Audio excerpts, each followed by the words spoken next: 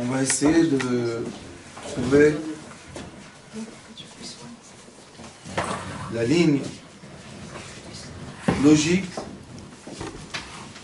d'une sagesse qui s'appelle la thérapie lumière. Qu'est-ce que ça veut dire la thérapie lumière? On essaye de trouver dans l'être humain une certaine logique qui va nous permettre, avec une force, guérir la plupart des dimensions de l'être humain. Si on veut guérir, par exemple, une déformation mécanique de l'être humain, quelqu'un qui s'est cassé une jambe, quelqu'un qui s'est cassé un bras, est-ce qu'on va utiliser la lumière?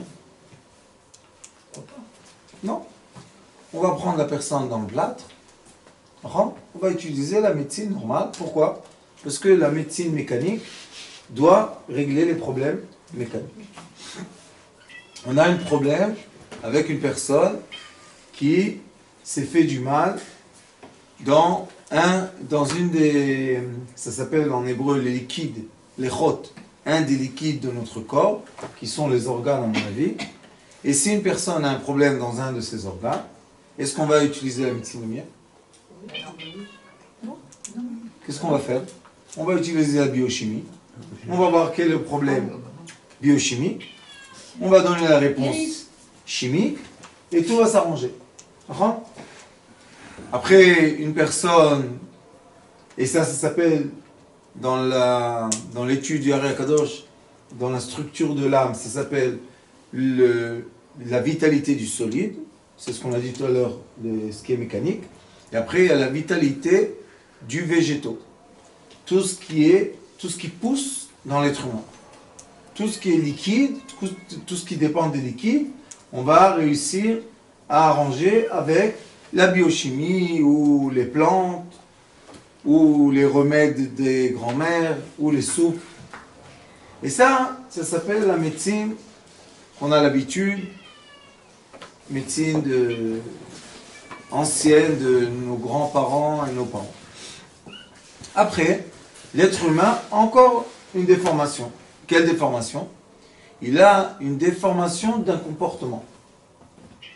Maintenant, à cause de son comportement déformé, il va déclencher un comportement des autres déformé vis-à-vis de lui, qui va déclencher chez lui la culpabilité, etc., etc., etc., jusqu'à quand que cette personne n'arrive plus à vivre en paix dans la société dans laquelle il est. Et chaque société a ses lois, et c'est pour ça qu'on est obligé de comprendre, chaque fois qu'on veut donner une thérapie à une personne, il faut comprendre quelles sont les lois de la société dans lesquelles il vit.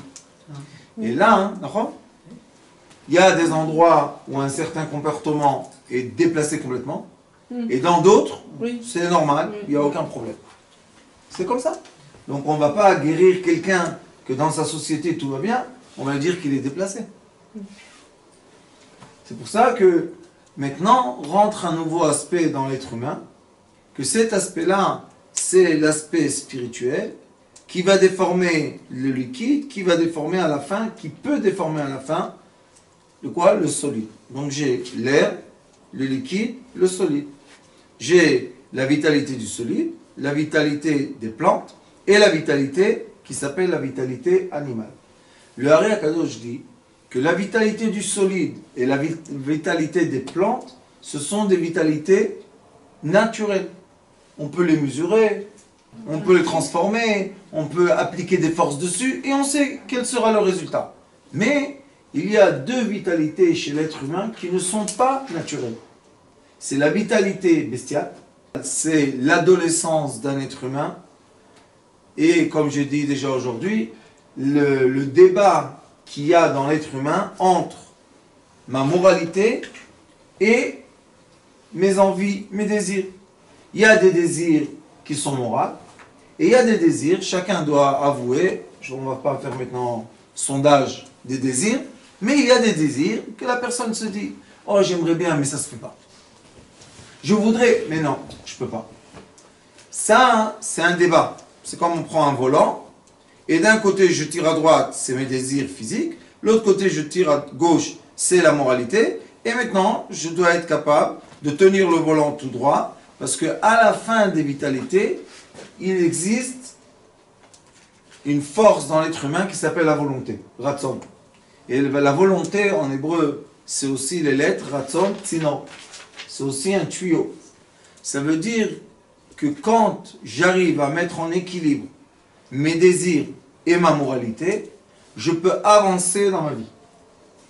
Tant que mes désirs et ma moralité ne sont pas en équilibre, je tourne en rond. Tout simplement, je tourne sur un rond-point, je tourne et je tourne et je tourne. Et le Zohar HaKadosh dit qu'il y a des gens qui tournent comme ça des générations entières. Ils tournent, ils font rien de bien.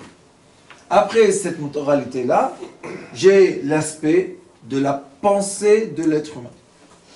La pensée de l'être humain qu'on sait qui est créatrice, on va en parler tout à l'heure, vous allez voir comment c'est écrit dans un livre qui date du premier ordre. Qu'est-ce que ça veut dire? Ça veut dire que quand je pense, je crée une certaine imagination, on va dire une certaine apparence, et maintenant j'applique l'image de ma pensée sur la réalité. C'est comme imprimer. C'est comme une imprimante. Je prends une page blanche, qui est la réalité, et maintenant j'imprime sur la page blanche l'imagination du graphiste qui a fait ce qu'il a fait de travail. Et maintenant, la page sort de l'autre côté. De l'autre côté, qu'est-ce que je vois? Je reçois un tableau comme ça, tellement beau. Ou bien je reçois un tableau comme ça. Et je me dis, qu'est-ce qui a créé que cette page est devenue de valeur? La page? Non. La page seule, elle est blanche. L'imagination de quelqu'un qui a réussi à appliquer dans la matière. L'imagination de quelqu'un qui a réussi à appliquer dans la matière, c'est imprimer, ou bien le dessin, ou bien sculpter. Tout ce qui est transformer mon imagination en matière, ça veut dire que maintenant, l'imagination ou la pensée de la personne est créatrice. Si l'imagination, comme il est écrit, sauf Maaseh b'machshava tchila, la fin de l'action de l'être débute de sa pensée.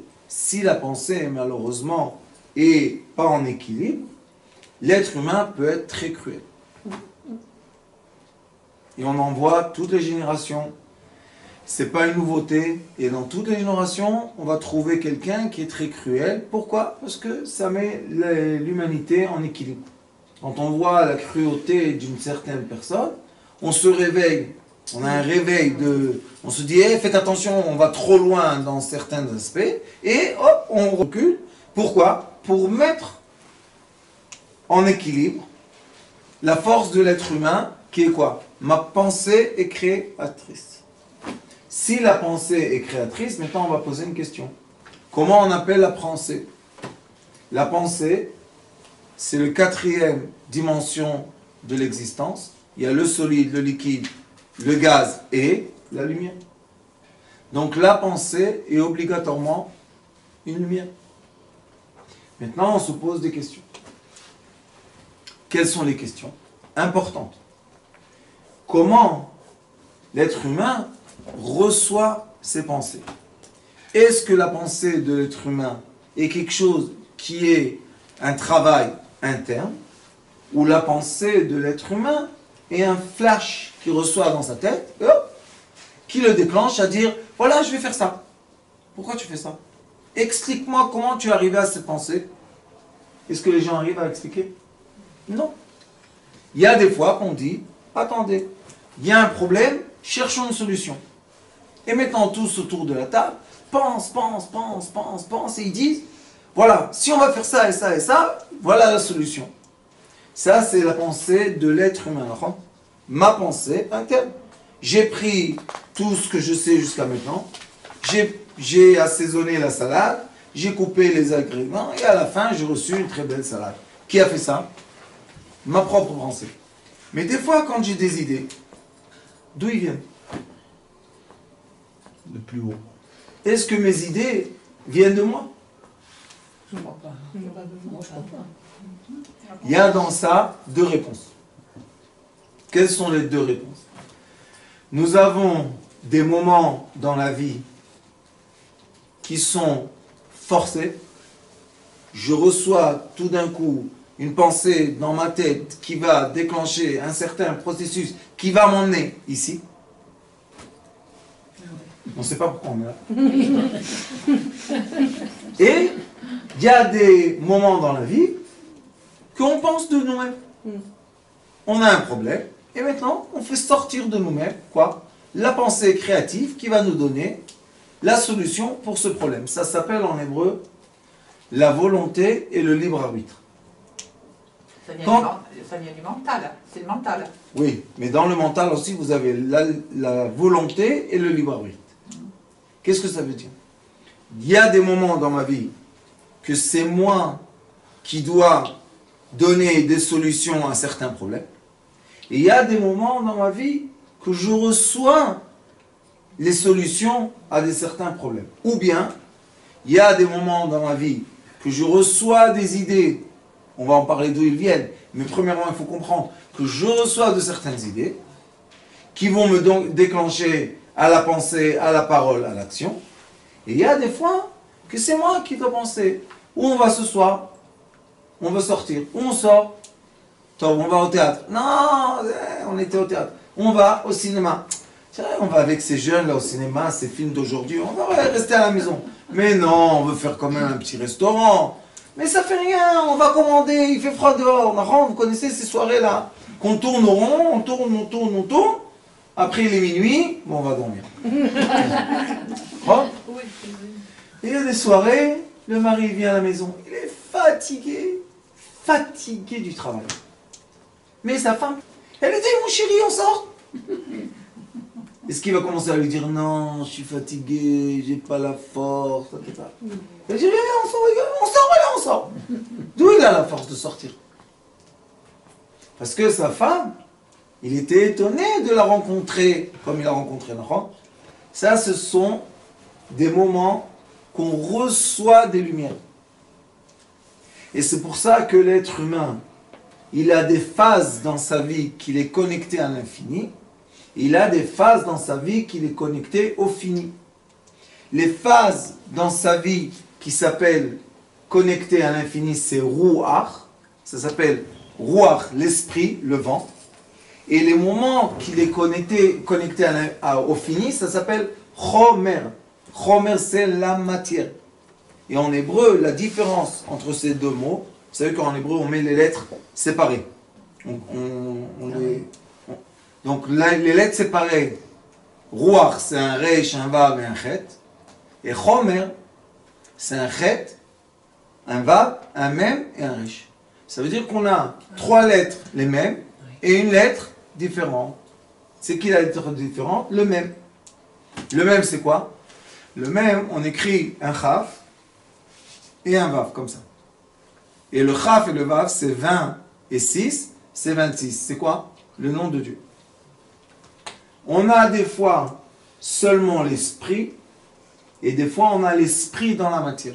Le nom de Dieu 26 veut dire Havaya, la matière telle qu'elle est.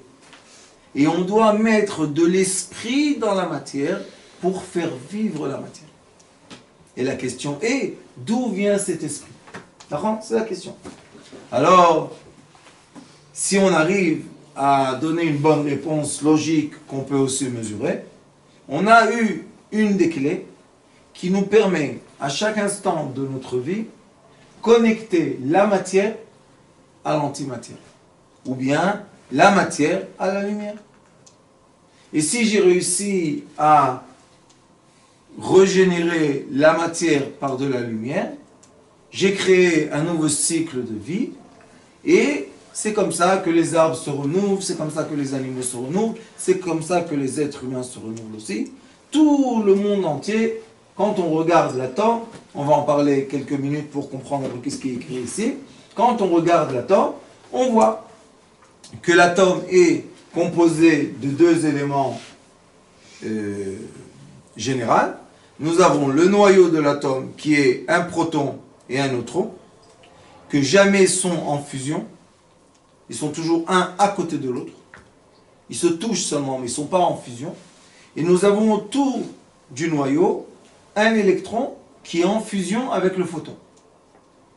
quand je vais accélérer des électrons, je vais accélérer par la chaleur, par un champ électromagnétique, etc. La matière va se décomposer en lumière et en cendre. D'accord ? Donc ça veut dire que dans chaque matière, j'ai de la lumière. Maintenant, on va faire l'addition des deux sagesses et on va comprendre. Toute matière se génère et se nourrit de lumière. Parce que l'électron, comme vous savez, j'espère, sinon regardez sur YouTube, il y a beaucoup de films qui expliquent. L'électron, ce qui est étonnant, c'est qu'il disparaît, il réapparaît. Il disparaît, il réapparaît. Et nous, tout ce qu'on touche, tout ce qu'on ressent, c'est quoi? C'est seulement des électrons. Les noyaux, on ne les voit pas puisqu'ils sont dans l'atome. Alors qu'est-ce qu'on voit? On voit tout le temps, à une vitesse extraordinaire, la matière disparaître et réapparaître. Et ils disent, les Japonais sont fans de tout ça, et ils essayent tout le temps de développer des éléments de photographisme, et ils veulent photographier l'apparence et la disparance des électrons. Et ils disent que si on va en faire un film au ralenti, il faut ralentir la vitesse à 1 milliard, une seconde divisée par 1 milliard. Et dans ce milliard de secondes, il tourne des milliards de fois. Comprenez un peu la vitesse. Alors ils disent, on va réussir à photographier ça, et après on va vous faire un film. Qu'est-ce qu'on va voir dans le film, vous savez? L'œil de l'être humain voit 24 images par seconde. Vous savez qu'est-ce qu'on va voir? On va voir une image, un être, une image, personne. Une image, un être, une image, personne. Et si on va s'habituer à voir toute l'existence de cette façon, on va se poser une question. Est-ce que l'existence existe ou pas? C'est photographier ce qu'on fait. Quelle est la réponse? Des moments, elle existe, des moments, elle disparaît. Qu'est-ce qu'on peut faire? Alors comment on tient sur un siège? Comment on mange? Pourquoi on grossit? Si ça disparaît, on serait très content de manger. Mais quand même, ça ne disparaît pas. Ça, c'est seulement ce qu'a enseigné Einstein et qui est écrit aussi dans les livres très anciens. Ça s'appelle la sagesse des relations. Ça veut dire que je suis tout le temps, moi, chez ma vie, relative, qui se relative à quoi? À mes 5 sens. Le chat qui est là vit cette chambre maintenant d'une autre façon que nous. Lui, par exemple, il voit la chambre en couleur ou en noir et blanc? Noir et blanc. La nuit, qu'est-ce qu'il fait? Il voit ou il ne voit pas? Il voit. Nous, on voit la nuit? Non. Pas comme lui. C'est sûr. Lui, quand il marche sur les meubles, il marche sur les meubles que nous, on dit que c'est un siège, ou lui, juste, il marche sur des éléments comme des montagnes, des petits rochers. Il marche sur quoi? Il n'a pas de règles qui lui disent ça, c'est un fauteuil, ça, c'est une table, ça, c'est une télévision.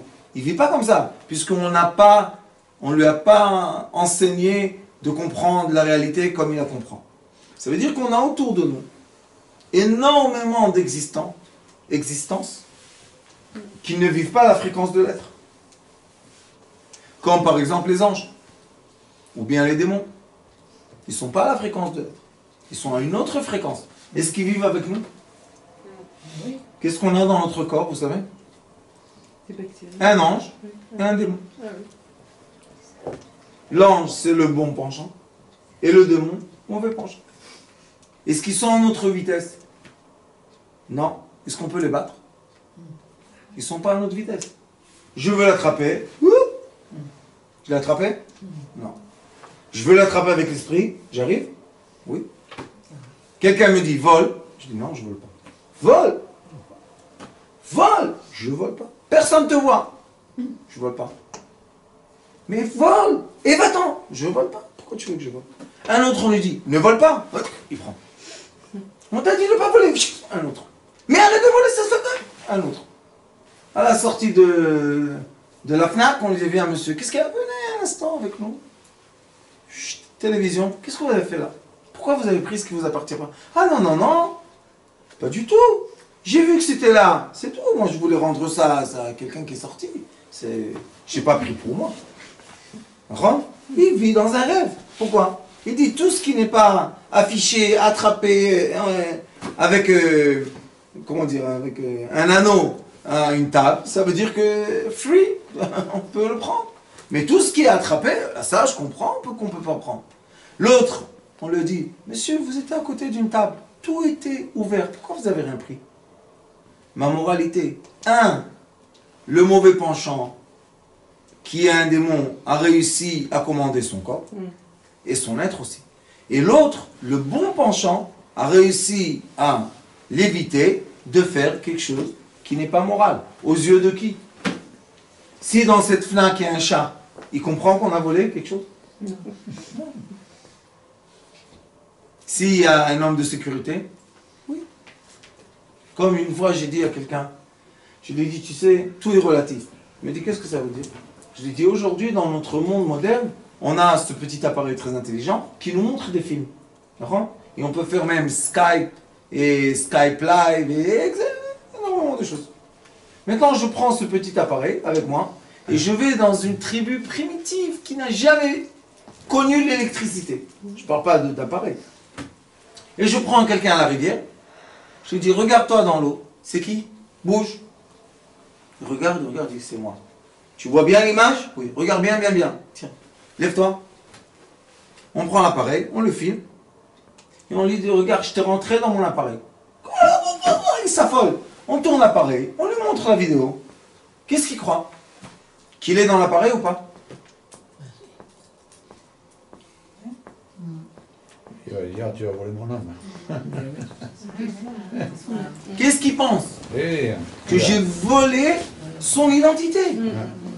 Maintenant, on se moque tous de lui. On dit, qu'est-ce qu'il t'a volé? Il a fait un film, il t'a volé ton identité. Mais ça, c'est relativement.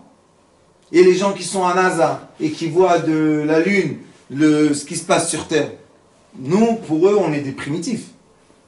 Parce qu'ils voient la Terre d'une autre façon que nous. Ils voient, par exemple, maintenant, il y a eu un feu énorme en Californie. On dit que c'est le feu le plus grand qui a été dans tous les temps. Eux, de la Lune, qu'est-ce qu'ils ont vu? Petite flamme. Après, qu'est-ce qu'ils ont vu? Le vent, l'eau, ça a éteint la flamme. On les appelle, on dit, est-ce que vous avez vu ce qui s'est passé? Ah, l'allumette là qu'il y avait en bas. Mais vous pouvez l'éteindre, arrêtez de faire des cinémas. Pourquoi? Parce qu'ils sont très loin. Et quand ils nous regardent, pour eux, nous on n'est rien du tout. Donc tout est relatif. Si tout est relatif, l'être humain qui est une structure très complexe, lui aussi, tout est relatif en lui. Et maintenant, on doit chercher la source. Si je suis capable à monter à la source du début de l'être humain, maintenant, tout ce qui va se découler de cette source, je peux diriger et manipuler. Mais si je ne suis pas à la source des choses, je serai à l'ignorance. Et quand je suis à l'ignorance, je suis toujours soumis à des forces d'êtres qui sont plus sages que moi. Et si quelqu'un est plus sage que moi, maintenant je dois me poser une question. Comment il est arrivé à ce stade-là, qu'il est beaucoup plus sage que moi? Et quand il est plus sage que moi, il arrive à me manipuler. Il arrive à me contrôler. S'il arrive à me diriger, est-ce que je suis maintenant un être libre? Plus. Il y a une phrase de nos sages qui dit « C'est interdit de mettre des obstacles à des aveugles parce que les aveugles n'arrivent pas à mesurer leurs obstacles comme nous, les gens qui voient. » La même chose dans la sagesse. On n'a pas le droit de prendre l'être humain, le mettre devant des obstacles qu'il ne peut pas surmonter dans sa vie. Ça veut dire que plus l'être humain est ignorant, et plus l'être humain va être fragile. Et plus il est fragile, et plus il va se comporter de façon bestiale ou de façon céleste. Bestial. Bestial, c'est simple. Pourquoi? Parce qu'on dit qu'il n'a pas de savoir. Ne pas avoir de savoir s'appelle en hébreu ba'ar. Ish ba'ar lo yeda. Un être ignorant qui ne sait pas. Ba'ar, c'est bête et un aïn et un resh. Le aïn et le resh, ensemble en hébreu, c'est er. Ou bien ra. C'est le réveil ou le mal. Le réveil est une partie de l'âme bestiale qui déclenche chez l'être humain l'envie de faire certaines choses. Des fois, on a envie de faire de mauvaises choses, c'est normal.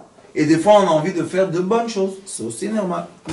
Est-ce qu'on doit nous donner un prix quand on a fait quelque chose de bien? Non. Et est-ce qu'on doit nous punir quand on a fait quelque chose de mal? Non plus. Pourquoi? Parce qu'il y a une force qui m'a réveillé à cette action, c'est tout. Et la question est, comment je peux transformer l'ignorance, que je ne sais pas si vous savez, mais dans le monde qui s'appelle le monde de la connaissance, Moudaout, c'est un monde très intéressant. On dit que l'ignorance est égale à la souffrance et est égale à la misère. Plus l'être est ignorant, moins il arrive à gagner sa vie, et plus il est dans la souffrance. Et si on veut faire sortir l'humanité de la souffrance, la seule possibilité est de connecter l'être humain au savoir divin.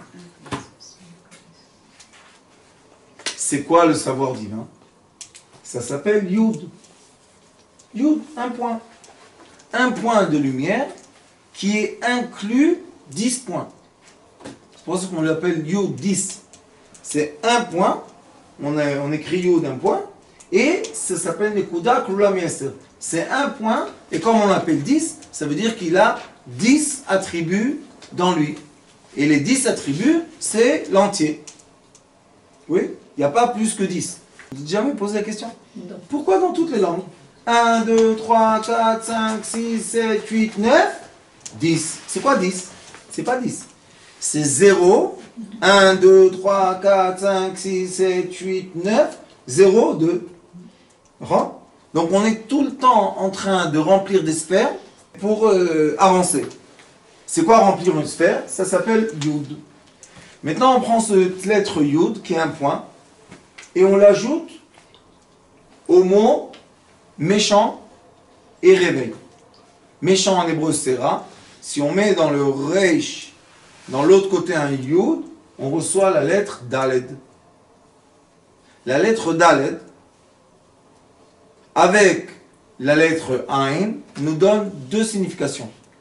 Da, savoir, et Ed. C'est quoi Ed? Témoin. Qu'est-ce que c'est le savoir? Seulement si je témoigne que je le sais. Et là maintenant, on fait découler le savoir céleste dans un monde de témoignage qui est obligé d'être quoi? Mesurable. Quand est-ce que je témoigne? Voilà, il y a un verre ici, seulement si le verre existe. Mais si je n'arrive pas à témoigner, ça veut dire que je ne sais pas. Donc tout le savoir, ce que je vous ai dit aujourd'hui, est obligé d'être mesurable. Parce que s'il n'est pas mesurable, je ne peux pas témoigner. Si je ne peux pas témoigner, je ne sais pas. Vous savez ça? On dit aux gens, quand tu veux étudier quelque chose vraiment, tu es obligé de le vivre. Tu es obligé de pratiquer ce que tu sais. Parce que si tu ne l'as pas en pratique, tu ne peux pas témoigner. Si tu ne peux pas témoigner, tu ne le sais pas. Et quand est-ce que je n'ai pas le savoir, j'ai quoi? J'ai le réveil au mal.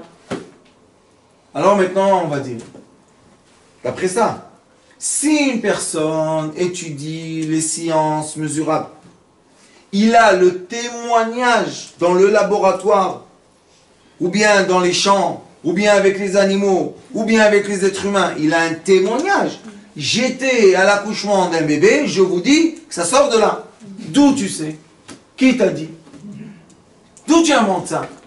Et aller dans une classe de maternelle, dire, d'où le bébé sort? De l'hôpital. D'où il sort? De la porte de l'hôpital, on l'a vu sortir, on l'a vu, il sort de l'eau. Non mais avant, soyez, vous avez jamais entendu dans le bébé sort? Non. Avant, qu'est-ce qu'il disait? Il y a un oiseau qui l'emmène. Cigogne. La cigogne. Et vous savez comment ça s'appelle la cigogne en hébreu? Chassida. Chassida, c'est la cigogne. Chassida, hein, quand on étudie le corps de la femme, ça s'appelle Makor Chassida, c'est le col de l'utérus. Et c'est pour ça, c'est de là-bas que vient Makor Chassida. De là-bas vient cette légende qu'il y a une cigogne qui vient, qui emmène le bébé. Et où elle l'emmène? Pas dans ses pieds, elle l'emmène dans son bec. Le bec en hébreu, Makor. Makor, ça s'appelle bec. Mais le mot Makor aussi dit la source. Ah, c'est magnifique. Ah, ça c'est beau, oui. Ça c'est très beau. Da. Vous voyez, da. Quand on sait, on est content. Pourquoi on est heureux maintenant? Qu'est-ce que ça vous interpelle? Est-ce que c'est une cigogne? C'est pas une cigogne? Est-ce que le bec est Makor? Qu'est-ce qu'on s'en fout? Notre âme demande tout le temps du savoir. L'âme, sa nourriture est le savoir. Da. Mais si on va nourrir l'âme de rat, de méchanceté, ou bien de réveil à des actions qu'on ne sait pas quel est le but, l'âme souffre. Et qu'est-ce qu'elle fait l'âme quand elle souffre, vous savez? Elle s'éloigne. Elle fait rien de mal. Très simplement. Tu veux souffrir, tu me fais souffrir, tout va bien, comme un divorce. Tu sais quoi? Toi tu restes dans ton corps, moi je m'en vais, laisse-moi tranquille.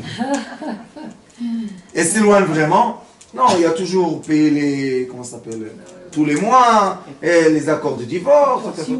Donc l'âme et le corps ont des relations, mais des relations un peu tordues, je dirais. Mais quand le corps accepte le savoir, l'enseignement et l'étude du savoir, l'âme elle vient entendre, qu'est-ce qu'ils disent ici, cela. Et quand elle entend des choses intelligentes, qu'est-ce qu'elle fait à la personne? Heureux. Ah, c'est intéressant, c'est beau. On se réveille avec un sourire, plus dans le mal. Maintenant, le livre du premier homme, qui s'appelle Sefer Yetzirah, et le livre qu'après on dit qui appartient à Abraham, Abraham, et après qui a été donné de génération en génération en génération, jusqu'à quand qu'on l'a là, dans nous, dans notre main. Et dans ce livre-là, ils disent comme ça. Pourquoi tu dois savoir, chez Kol, de tout ce qu'a créé le bon Dieu dans ce monde, il a créé dans l'être. L'être humain est en miroir, ou bien en relativité totale de tout ce qui existe dans les cieux. Et tout ce qui existe dans l'univers. J'ai écrit un livre comme ça, que ce livre-là s'appelle Tovat Adam, le bien de l'être. Pourquoi? Parce que j'ai pris de beaucoup de livres, comme le livre de Sefer Yetzirah, et j'ai montré comment l'être humain est tout le temps en parallèle avec la création entière. C'est pour ça que tout arrive, toute la lumière arrive vers l'être humain, et l'être humain, c'est lui qui va éparpiller ou arroser les lumières autour de lui. Maintenant il dit, donne-moi la preuve. Il y a un psaume qui dit, Naaseh Adam Betzalmenu Kedmutenu. On va créer l'homme à notre image et à notre forme. Qu'est-ce que ça veut dire que l'homme est créé à l'image céleste et à la forme céleste? Pourquoi image et forme? Parce qu'il y a toujours la matière et la forme de la matière. Et on se pose la question, qui donne la forme à la matière? La pensée. Donc, l'être humain est la création ou l'addition de deux créations. Une création qui est la pensée, qui est la lumière, qui va former et donner la forme à quoi? À une matière solide. C'est pour ça qu'on a 118 éléments dans le tableau de Mendeleïev. Oui. Et 118, d'après la Kabbalah, et correspond à deux choses. Une, je suis sûr à beaucoup plus, mais juste ce que moi j'en sais. Une, c'est 3 noms célestes qui s'appellent 42, 72 et 4. 42, 72 et 4, c'est 118. C'est Mab, Ab, Dalet. Et aussi, déchiffrer l'atome par les lettres. Il y a les lettres minuscules, les lettres normales et les lettres majuscules. Comme la création a été, on va voir tout à l'heure, par une étincelle. L'étincelle, c'est le Yud. On a 3 fois Yud. Après, on a 3 Yud filantes, que c'est les processus, ça s'appelle le Vav. Donc on a 3 Vav. Et après, on a un processus qui va tout doucement, doucement, doucement, doucement, jusqu'au fin fond de la création, qui s'appelle Nun Sofit, un trait long. Et vous savez que les écritures anciennes, c'était des traits et des points, des traits et des points. Ce sont les fameux traits et points du début de tout, de tout, de tout. On prend 3 fois 10, 30. 3 fois 6, 18.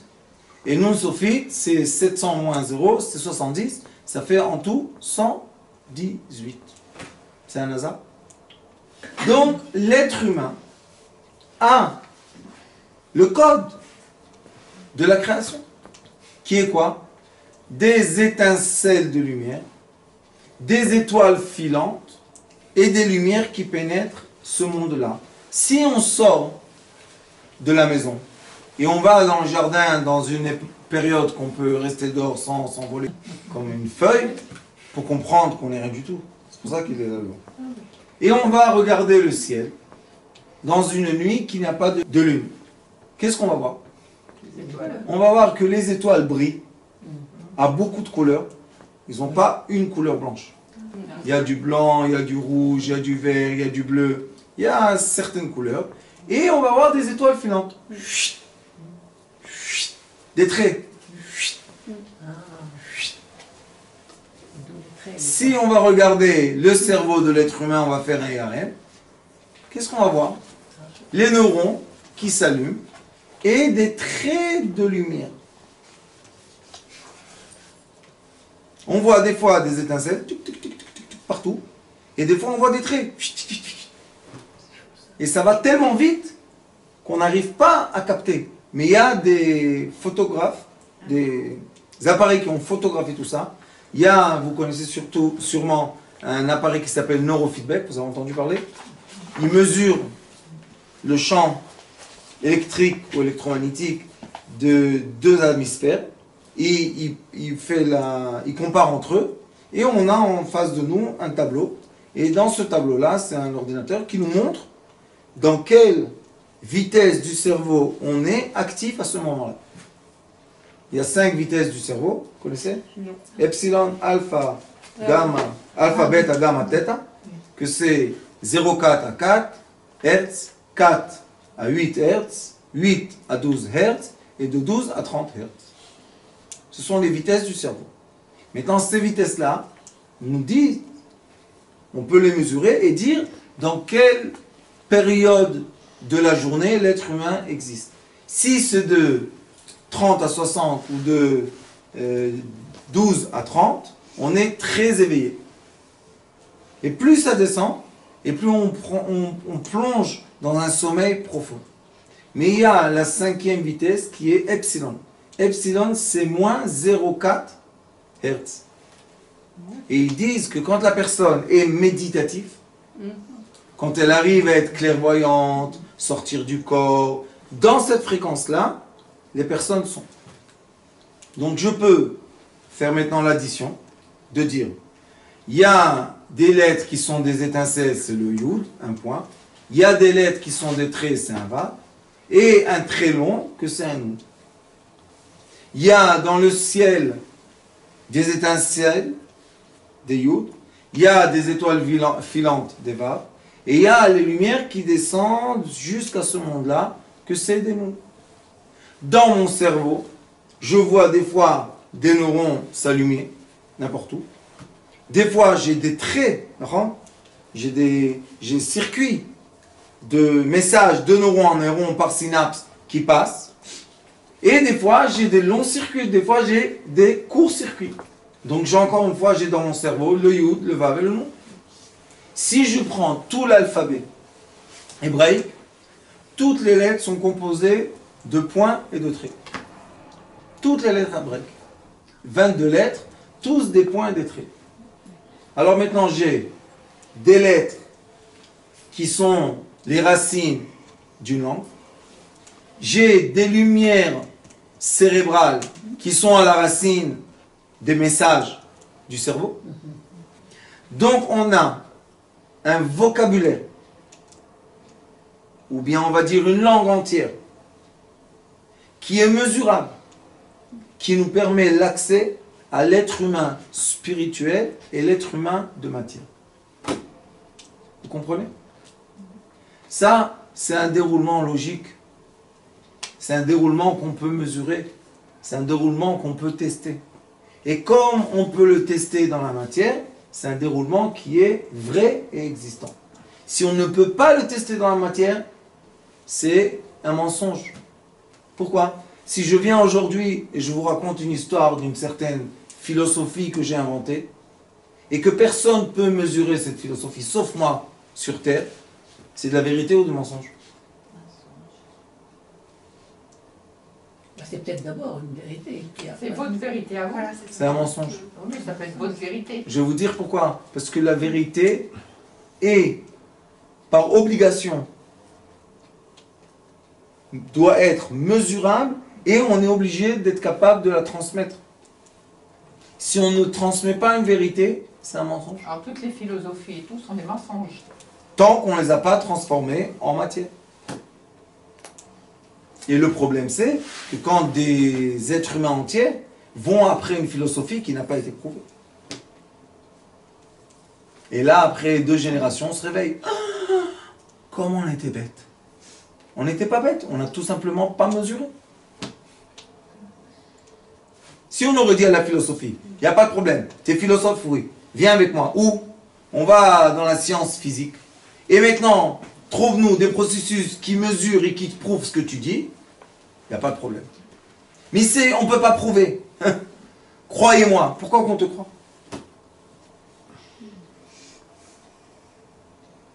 Et malheureusement, nous sommes la conséquence de 1000 ans de séparation entre la croyance et la science. 1000 ans de séparation. Et pourquoi ils ont tellement voulu séparer ça?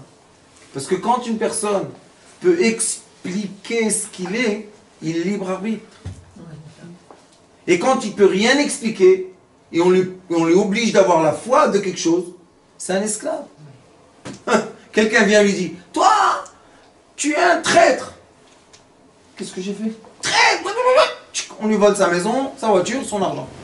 Il va en prison. Vous savez en Russie, qu'est-ce qu'ils ont fait? C'est très simple. Comment la Russie est devenue riche? Quelques périodes, ils allaient dans un village. Toi, menteur, voilà, de quoi? Qu'est-ce que j'ai fait? Boum, boum, boum, boum, boum. Allez hop, on prend tout pour l'État. C'est facile, non? C'est ce qu'ils ont fait les empereurs en Asie. Qu'est-ce qu'ils faisaient? Ils avaient besoin d'argent. Ils descendaient sur un village. Il y avait le riz là-bas. Vous savez, le riz, c'est la richesse de la Chine. Ils n'avaient pas assez de riz dans le royaume. Ils disaient, qu'est-ce qu'il y a? Qu'est-ce qui se passe là? Ah, voilà ce village-là, il a plein de riz. Qu'est-ce qu'on va faire? On va aller avec les soldats, on va les tuer. Pourquoi? Vous n'avez pas donné de taxes. Si on a donné de taxes. Non, menteur, shtach, coupez la tête. Si les paysans avaient un bulletin, ils avaient un reçu, qu'ils ont payé la taxe, on ne pouvait pas leur couper la tête. Pourquoi? Parce que c'est pas moral. Mais tant qu'ils sont des ignorants, on peut leur couper la tête, quel est le problème? Mao Tse-tung est venu, il a dit, je vais libérer la terre. Vous savez, Mao Tse-tung, tout ce qu'il voulait faire, c'est libérer la terre au peuple et enlever la force des empereurs. C'est tout ce qu'il voulait faire. Qui a fait ça avant lui, vous savez? Fou. Vous avez entendu parler de Fou? Il y a en Chine un temple qui s'appelle Shaolin Temple. Vous avez entendu parler? Shaolin? Shaolin? Shaolin. Ce temple-là, j'étais là-bas. 4500 ans écrits. Ils ont des écrits. 4500 ans. Est-ce qu'on peut dire que c'est pas vrai? Non, ça a été transmis en plus. 4500 ans d'écrits. c'est mensonge? Pourquoi on dit non, c'est pas possible? Il faut le prouver, ce qui a été écrit. Et pourquoi moi, quand je lis quelque chose, on dit ah oui, bien sûr, Torah, évident. Ouais, évident. Eux, ils ont 4500 ans d'écrit. Et lui, fou, qui a la tête de Kung Fu, et plein d'arts martiaux, lui, il a dit comme ça. Il a dit, au milieu de chaque village, on va créer un temple. Ce temple-là va être en forme de pyramide. Et pas pour rien, c'est en forme de pyramide. Les gens du village vont nourrir des élèves qui vont devenir des guerriers d'arts martiaux. Et quand un empereur va vouloir vous faire du mal, ou bien un autre village va venir en combat, nous, les samouraïs, ou comme vous voulez, on va sortir à votre défense. C'était la pensée de fou. C'était un homme très intelligent. Toute l'Asie, toute la Chine, tout ce qui est les empereurs, tout ça, ça sort de lui. Pourquoi? Parce qu'il a dit que toujours on doit donner du temps, de la nourriture et des vêtements à de certaines personnes qui vont être tout le temps préoccupées par la sagesse et la protection.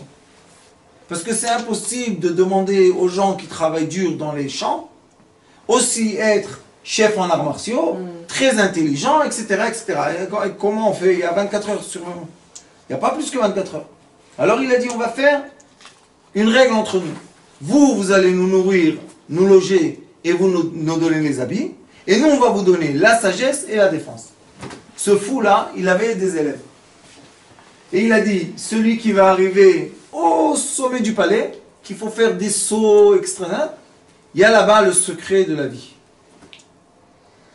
Il avait 5 élèves, chacun a essayé sa façon, jusque quand là-bas il y avait un qui était maladroit. Il jouait le maladroit. Dans le Kung Fu, il y a un qui s'appelle livre. Vous savez, dans le Kung Fu, il y a des images. On peut être un tigre, on peut être un serpent, on peut être... oui. Et il y a là-bas un ivre. Et le ivre, qu'est-ce qu'il fait? Chaque fois qu'il reçoit un coup, il tourne. Il accepte. On lui donne un coup, il tourne. Mais hop, on reçoit sa jambe dans notre tête. Encore une fois, il tourne, il n'y a pas de problème. Paf, il renverse les choses. Ça, c'est le ivre. Il est le plus souple de tous. Et le ivre, c'est lui qui a réussi, en étant maladroit, à monter au sommet du palais et faire descendre là-bas le secret. Et quand il a ouvert, vous savez, avant, il donnait les... C'était tout en bobinet comme ça. Quand il a ouvert, qu'est-ce qu'il y avait dedans, vous savez? Un miroir. Il dit, tu sais, quand est-ce que tu seras à ta hauteur? Quand tu accepteras de te regarder dans le miroir. Donc, on ne peut pas dire que ces gens-là, on peut les effacer de l'humanité. Ils étaient là, ils ont donné leur savoir, la preuve que ça existe jusqu'aujourd'hui. Il y a en France une dame qui pratique quelque chose comme le Kung Fu, mais pas la même, qu'elle dit qu'elle est la 86e descendance de Shaolin Temple. Et cette dame-là, elle pratique vraiment, elle a toute la connaissance, tout ça. Pourquoi on sait que c'est quelque chose de vrai? Parce qu'on peut l'enseigner. Et si je peux l'enseigner, ça veut dire que je peux le mesurer. Et tout ce que je peux transmettre et mesurer est vrai. Et c'est pour ça que normalement, quand on étudie la Torah, qui est l'addition de points et de traits, et de points et de traits, il y a 2 Torahs. Il n'y a pas une. Il y a une Torah qui est la matière. C'est quoi? Le livre. Le livre. Le livre de Yetzira du premier homme, il est écrit ici au début qu'il y a trois façons, 3 vies, 3 existences. Il dit qu'il y a le livre, Sefer, il y a le saper, celui qui va raconter ce qui est écrit, et l'histoire qui va sortir de ce qu'il a raconté. Chacun de nous peut lire un livre, et après on va lui dire, raconte-moi ce que tu as lu. Chacun va raconter d'après son image. Combien de vérités il y a? Autant que d'êtres qu'il y avait sur terre. Et comment la vérité, comment malgré tout ça reste unique. Parce qu'elle permet deux forces. La force écrite et la force de l'interprétation de ce qui est écrit. Mais je suis obligé, quand j'interprète quelque chose, je suis obligé de prouver dans la matière. L'interprétation doit être mesurable. Si l'interprétation est mesurable, maintenant il n'y a pas de problème. Mais celui qui l'interprète et ce n'est pas mesurable, est-ce qu'on peut aller après lui? Non. Maintenant, on va essayer encore une fois de faire l'addition de tout ce que j'ai dit jusqu'à maintenant. On a vu qu'il y a des étincelles, des étoiles filantes et des traits. Si j'additionne les étincelles, les étoiles filantes et les traits, je reçois un vocabulaire. Le vocabulaire me permet d'avoir une langue pour transmettre un savoir.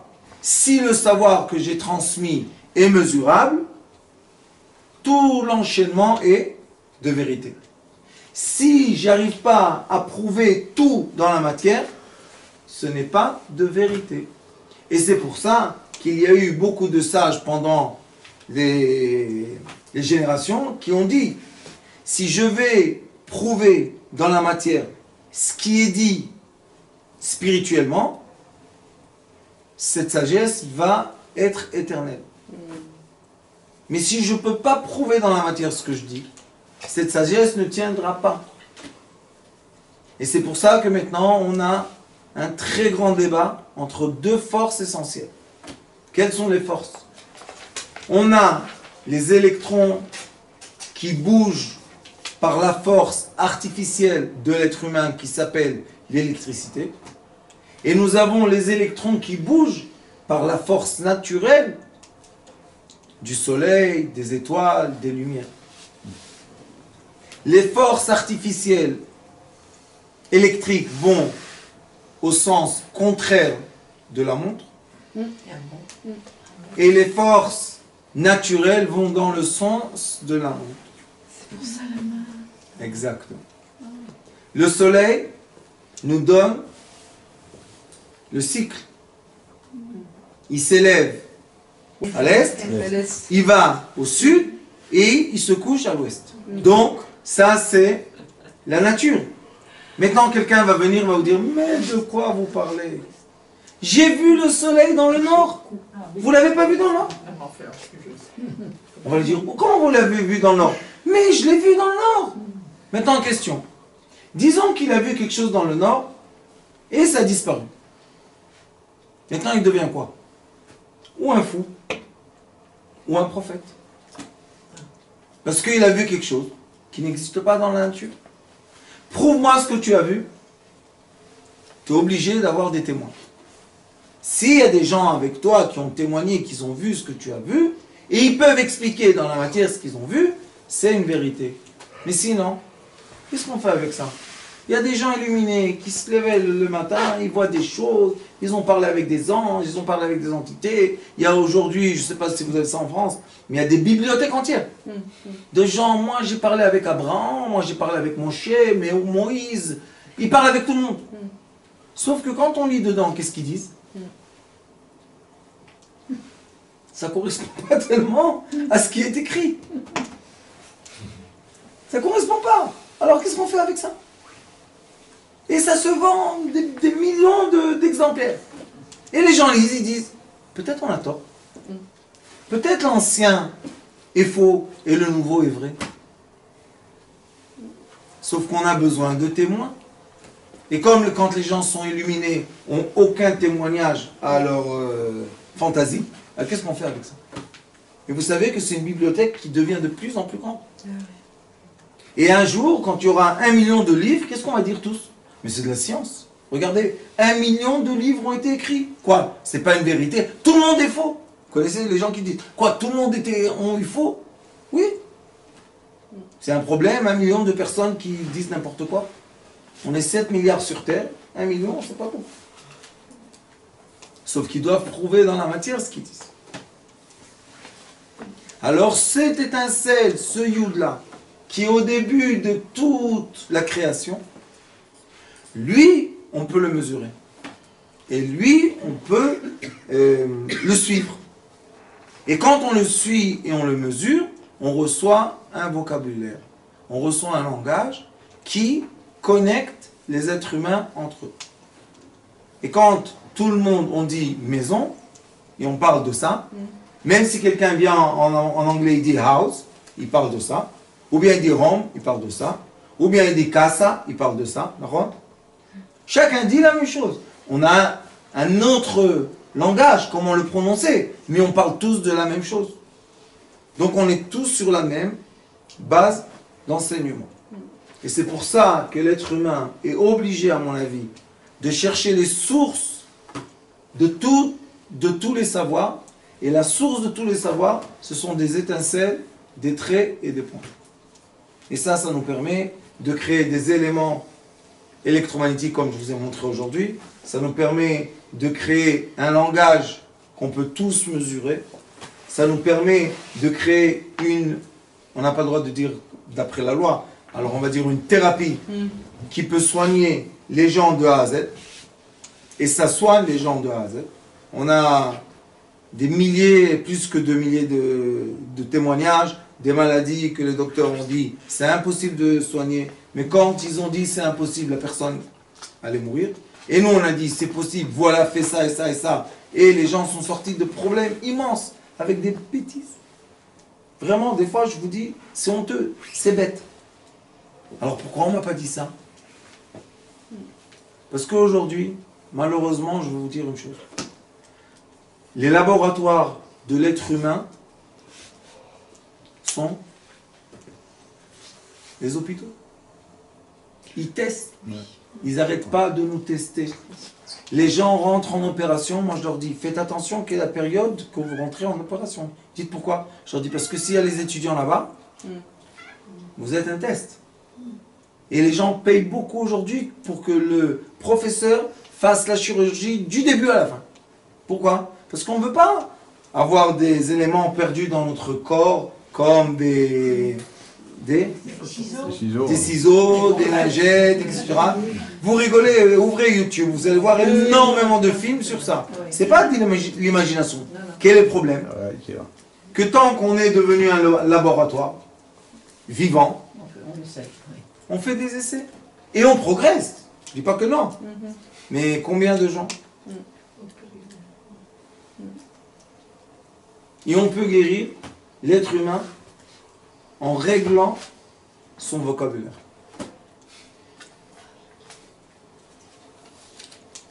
C'est tellement simple. Et beaucoup de fois, quand on enseigne ça, moi je dis à mes élèves, la première chose que vous devez faire, c'est être à l'écoute. Ne dites rien du tout. Et entendez la personne parler. Qu'elle parle, qu'elle parle, qu'elle parle. Vous savez, en 10 minutes, la personne répète ses problèmes 100 fois. 100 fois, en 10 minutes. Pourquoi? Parce que c'est ce qui lui fait du mal. Donc qu'est-ce qu'elle va dire? J'ai mal, j'ai mal, j'ai mal. Sauf qu'elle raconte, tu sais, et mon mari, encore une fois, m'a pas pris, et je suis revenu, mon mari, celui-là, il n'aime pas les enfants. Et mon mari, ma femme, ma mère, elle le déteste. Et mon mari. Quel est son problème? J'étais au travail, j'ai eu mal à la jambe. Je suis sorti de la maison, j'ai eu mal à la jambe. J'ai mal à la jambe. Quel est son problème? La jambe. Est-ce qu'elle le dit ou pas? Quand un patient vient chez le docteur, qu'est-ce qu'il dit? J'ai mal. On l'entend? Non. Le patient est venu me voir, il a 2 minutes. Le patient est venu me voir, je lui ai donné traitement A. Ordonnance. Pourquoi tous les patients vont à la pharmacie? Qu'est-ce qu'ils cherchent tous là-bas? Donc on est rentré dans une période un peu bizarre. Personne n'écoute l'être humain. Et même lui, il a arrêté de s'écouter lui-même. Et quand l'être humain arrête de s'écouter, ça veut dire que le vocabulaire commence à disparaître. Et maintenant, on est influencé d'un vocabulaire qui ne veut rien dire. Vous savez pourquoi? Parce qu'on est tous derrière un écran. Et je ne sais pas si vous avez fait ça en France, mais en Israël, il y a la révolution des docteurs qui disent que les gens viennent avec un problème. Ils leur disent, mais j'ai lu sur internet qu'il faut traiter comme ça, j'ai lu sur internet qu'il faut traiter comme ça. Et s'il y a la mère et la belle-mère qui rentrent, vous êtes foutus. Parce que là, sa fille, elle a vu ça, l'autre, elle a une fille avocate, l'autre, elle a... Ils rentrent chez le docteur avec plein de traitements. Alors il leur dit, eh bien allez vous traiter chez Google. Ils vont le faire un jour. Ils vont dire, écoutez, dites-nous quel est le problème, on va vous faire sortir l'ordonnance. Qu'est-ce qu'il y a? C'est pas possible. Et la personne, elle va prendre des cachets qui ne sont pas du tout adaptés et elle va devenir plus malade. C'est pour ça qu'on doit retourner un peu en arrière. On dit dans les chambres d'édition, on dit retourner un peu le rouleau, repartir un peu, re-embobiner le rouleau, repartir un peu à l'origine et comprendre que la vie, c'est la communication. La communication des 5 sens, réel et spirituel.